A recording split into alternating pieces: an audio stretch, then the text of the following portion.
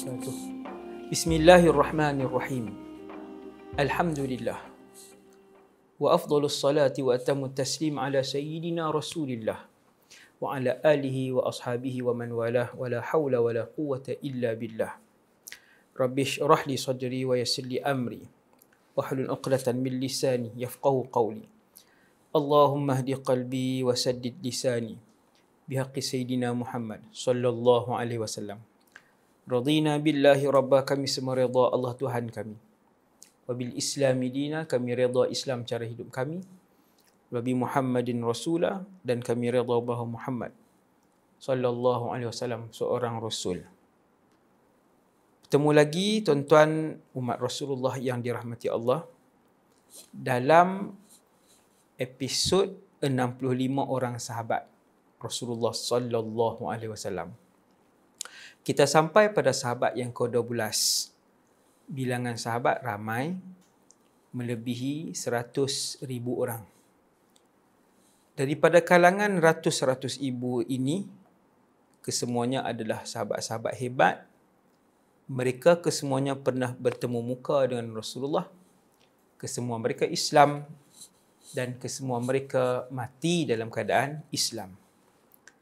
Daripada ratus ribu ini, hari ini kita nak tengok satu orang sahabat yang besar. Beliau dikenali oleh hampir semua umat Islam kerana dia di kalangan min kibaris sahabah, di antara sahabat terkanan Rasulullah sallallahu alaihi wasallam.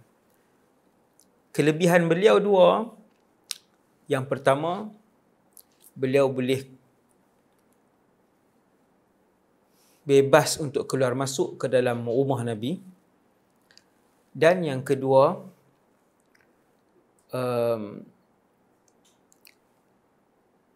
bukan semua sahabat itu ulama, bukan semua sahabat itu mufti.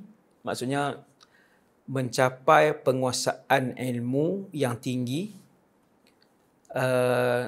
Kata para ulama, di kalangan sahabat lebih kurang 70 orang di kalangan mereka yang ulama.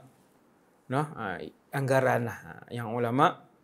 10 yang paling atas sekali dari segi keilmuan, salah seorangnya ialah empunya diri yang akan kita bahaskan kali ini, iaitulah Sayyiduna Abdullah ibn Mas'ud radhiyallahu anhu. Sangat hebat. Kalau kita sebut, orang Islam hari ini sebut Ibn Mas'ud. Itu hebatlah maksudnya. Ibn Mas'ud, satu orang yang terkenal sebagai khadimu Rasulullah. Kalau sebut pembantu peribadi Rasulullah, pembantu Nabi ramai. Tetapi pembantu paling peribadi Rasulullah, seorang. Pembantu paling peribadi, iaitulah Ibn Mas'ud. Ataupun selalu orang Islam sebut Ibn Mas'ud.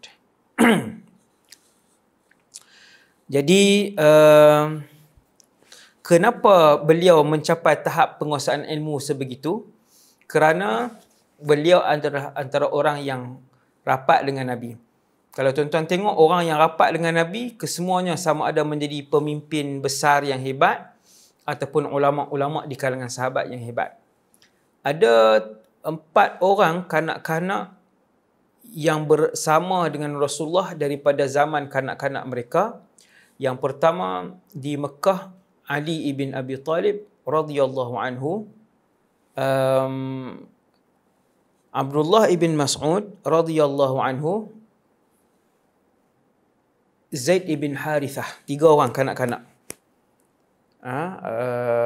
Dan juga Abdullah ibn Abbas. 4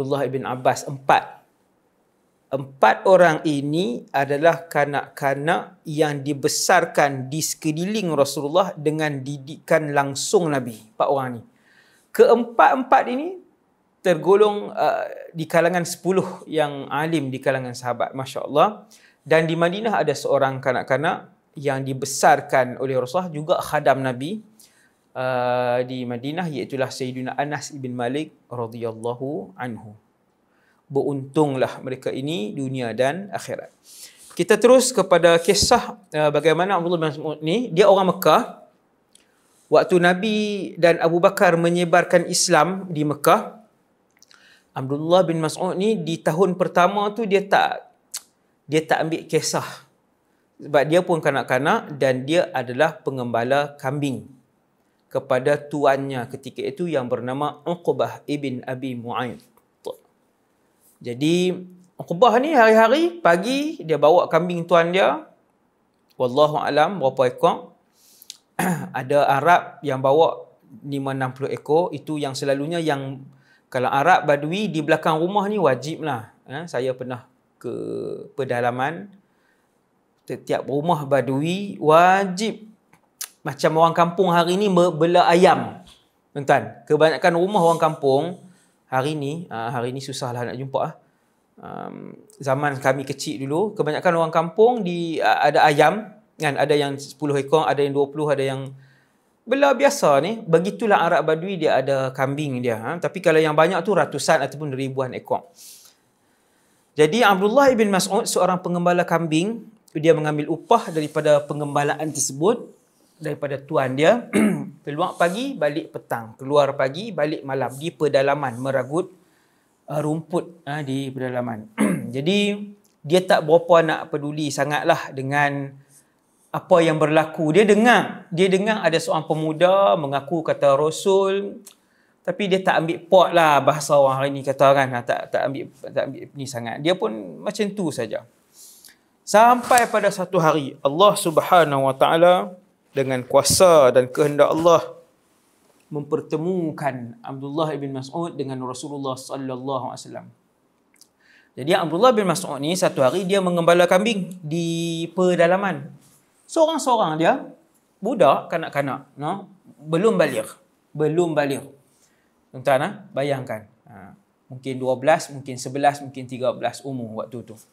Jadi ketika dia mengembala tu, dia tengok ada dua orang. Kata Abdullah bin Mas'ud, ketika menceritakan kisah ini, dia kata, aku nampak dua orang yang berwibawa. Pemimpin Islam yang amanah, ada akhlak, ada amanah.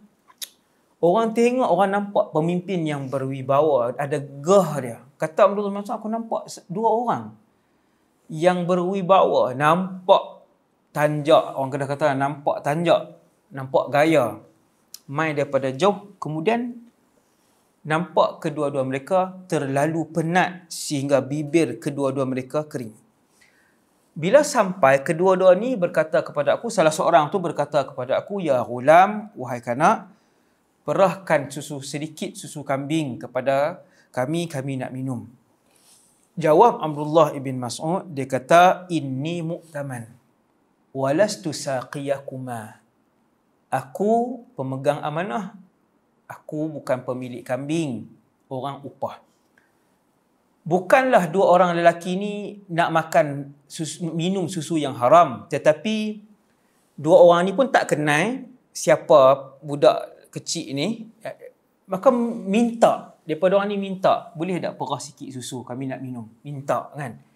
Maka budak ni dengan penuh amanah, maka kita pakat dengar kita umat Rasulullah sallallahu alaihi wasallam yang hidup pada zaman yang tiada amanah.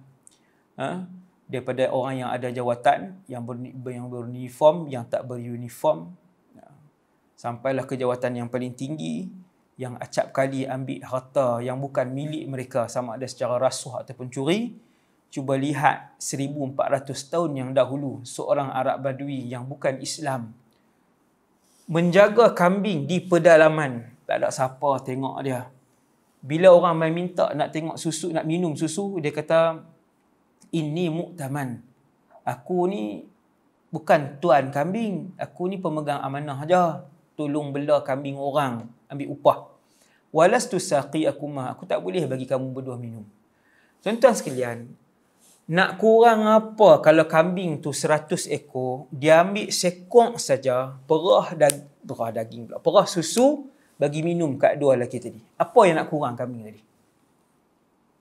Tidak kurang sedikit pun bilangan kambing tu, kesihatan kambing tu pun tak kurang, tuan dia pun tak tahu, dia pun tak rugi apa, tuan dia pun takkan rugi apa bagi minum dua. Tetapi ini soal amanah. Mai mana perasaan nak jaga amanah, nak jaga hak orang daripada satu orang budak duduk di pedalaman dusun Arab. Ni kata sifat baik yang telah pun terpasak dalam Abdullah bin Mas'ud sejak kanak-kanak sebelum masuk Islam. Sebab tu dia jadi orang besar lepas dia masuk Islam. Maka kedua-dua lelaki itu langsung tidak marah. Dua lelaki yang hebat tadi ni, yang dia kata berwibawa tadi ni, Abdullah Mas'ud sendiri nampak kewibawaan dua orang tadi. Ketokohan daripada rentak bercakap dan sebagainya dua pemuda tadi. Maka seorang daripada kawan tu pun kata, boleh tak tunjuk dan pinjamkan kepada kami kambing betina yang belum disenyawakan, yang belum mengawan, Kambing betina maksudnya tak besar lagi, tak mengawan, tapi dia betina. Boleh tak bagi kami pinjam, Ustaz? Abdullah kata, kalau takat nak kambing betina belum mengawan, boleh. Dia pun pergi ambil seekor kambing betina yang belum mengawan. Maksudnya belum melahirkan anak, kambing tu belum ada susu apa. Lalu salah seorang lelaki tadi pun pegang kepada perut kambing tadi ni, bahagian tetek, disebutkan dalam buku kitab ni, bahagian tetek anak kambing tadi, dia pun seorang pemuda tu, dia pun letak tangan dia kata Bismillah dengan nama Allah. Maka kembanglah kantung susu kambing betina yang belum belum mengawan tadi ni. Bila dah kembang kantung susu tadi ni, lelaki tadi pun minta kawan dia pergi ambil sesuatu bekas. Maka kawan tadi pun pergi cari, ada jumpa satu batu yang melengkung, yang ada lubang untuk mengisi susu. Ambil batu tu, cuci sikit. Batu tuan-tuan, barang pasir batu keras, tapi dia ada macam ruang, macam mangkuk tu kan. Ambil, bersihkan, buat mai. Lalu diisi susu. Lalu diminum oleh lelaki pertama, diminum oleh lelaki kedua. Mereka mempelawa Abdullah bin Mas'ud radhiyallahu anhu yang ketika itu kanak-kanak, dia pun minum. Kemudian lelaki yang memegang kantung susu tadi, dia pegang semula bahagian tetek kambing betina tadi, dia kata uqlus. Dia kata uqlus, bismillah, dia kata uqlus. Maksudnya kecutlah kamu. Lalu kecutlah kantung susu kambing betina tadi seperti sedia kala, macam tak ada siapa, macam belum ada siapa yang menyentuh bahagian perut tadi. Maka kanak-kanak pun tadi pun kata, wahai Tuan, ajarkan kepada saya apa yang Tuan baca tadi. Apa yang Tuan baca tadi. Maka lelaki itu pun sebut, innaka ghulamun muallam, kamu sesungguhnya seorang pemuda yang terpelajar.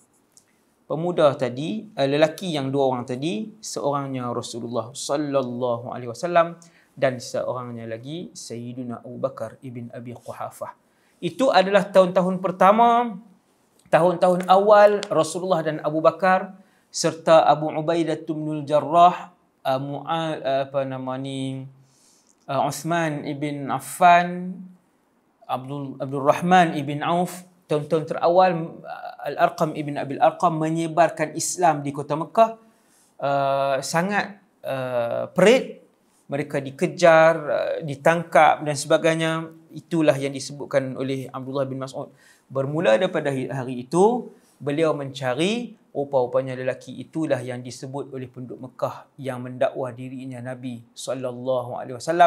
Abdullah bin Mas'ud mula suka dengan Rasulullah. Dia mula tertarik selepas peristiwa itu dengan akhlak dan peribadi Rasulullah dan Abu Bakar, dan akhirnya dia pun ikut Nabi pelan-pelan, akhirnya memeluk agama Islam, antara orang yang terawal memeluk Islam di bumi Makkah Al-Mukarramah, dan dia menawarkan diri dia untuk menjadi khadam Rasulullah sallallahu alaihi wasallam, dan juga kanak-kanak yang paling beruntung sekali di atas muka bumi Allah kerana menjadi khadam Nabi sallallahu alaihi wasallam. Jadi apa yang Abdullah bin Mas'ud ni buat, tuan-tuan, seperti yang saya sebut tadi, Abdullah bin Mas'ud adalah khadam Rasulullah, khadam peribadi Nabi. Bukan bodyguard khas kan. Tuan-tuan, bodyguard khas pun dia tak boleh nak masuk sampai, kalau bodyguard akhir ni kan. Yang ni khadam yang sampai, maksudnya baju Nabi, selipar Nabi, air semayang Nabi, tongkat Nabi, kayu sugi Nabi, semua beliau yang sediakan. Bahkan bilik, kalau Nabi nak sampai satu tempat, sebuah bilik, Abdullah bin Mas'ud yang akan masuk dulu, dan dia yang akan siapkan bilik tidur tu, susun apa, pergi cari apa alas dan sebagainya untuk diletakkan di situ. Menemani Rasulullah dalam dan luar rumah seperti bayang-bayang yang mengikori tuannya, tidak pernah terpisah daripada Rasulullah sallallahu alaihi wasallam, sehingga beliau digelar dengan pelbagai gelaran mulia, antaranya penjaga rahsia Rasulullah, sahibu sirri Rasulillah, penjaga rahsia Nabi, yang tidak diketahui oleh Umar, yang tidak diketahui oleh Abu Bakar, yang tidak diketahui oleh Sayyidina Bilal. Rahsia-rahsia ini disimpan dengan kejap dan amanah oleh Abdullah bin Mas'ud. Jadi yang tu untuk pusingan yang pertama, pengkisahan Abdullah bin Mas'ud. Kita akan tengok ni dalam episod yang kedua, insya-Allah. Assalamualaikum warahmatullahi wabarakatuh.